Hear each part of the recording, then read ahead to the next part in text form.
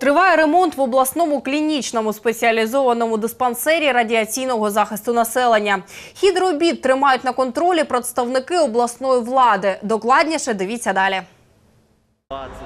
В клінічному спеціалізованому диспансері радіаційного захисту населення надають медичну допомогу жителям Харківської, Донецької та Луганської областей, які постраждали внаслідок аварії на ЧАЕС. Масштабна реконструкція закладу розпочалась після того, як представники громадських організацій чорнобильців звернулися з відповідною ініціативою до голови області Юлії Світличної.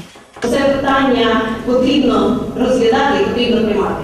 І згадувати про ліквідаторів Чорнобильської катастрофи не тільки в дні пам'яті, у квітні і у грудні, а кожного дня.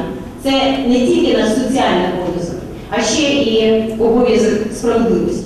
Губернатор ініціативу підтримала, і ремонт було розпочато. На його проведення з обласного бюджету виділено майже 10 мільйонів гривень. Ще 8,5 надав Європейський інвестиційний банк. Сделан уже достаточно большой объем работ.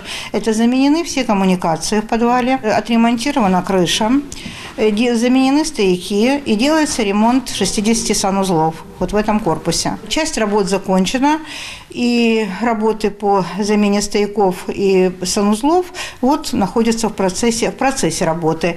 И к концу этого года строители обещают нам закончить. Під час візиту до диспансеру Володимир Скоробагач поспілкувався з медичним персоналом, проєктувальниками, будівельниками, керівниками і членами чорнобильських організацій Харківщини. В следующем году мы выделим большую сумму денег для того, чтобы действительно сделать здесь капитальный ремонт всей больницы. И ландшафты, и скамейки, и беседки, и поменять аппаратуру, которая здесь устарела на 70-х годов. Мы хотим, чтобы здесь было все новое. Новые палаты, светлые коридоры. Будут медперсонал испытывать просто удовольствие, работая в этой больнице. В середньому щороку в диспансері, розрахованому на 260 ліжок, проходять обстеження 95 тисяч осіб. Близько 3 тисяч пацієнтів отримують стаціонарне лікування. Все это мы делаем для наших чернобыльцев, которые много лет назад, рискуя своей жизнью, совершили подвиг. Мы не должны это забыть.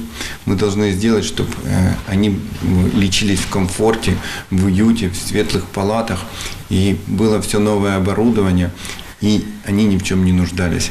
Это для нас приоритет и наша задача. И я думаю, мы с ней справимся. Нагадаємо, питання оновлення Чорнобильського диспансеру знаходиться на особистому контролі голови області Юлії Світличної. До 100 тысяч людей в год проходят через стены диспансера. И много кто обещал чернобыльцам сделать капитальный ремонт в диспансере радиационной защиты. Однако 25 лет он этого не видел. Мы не обещали.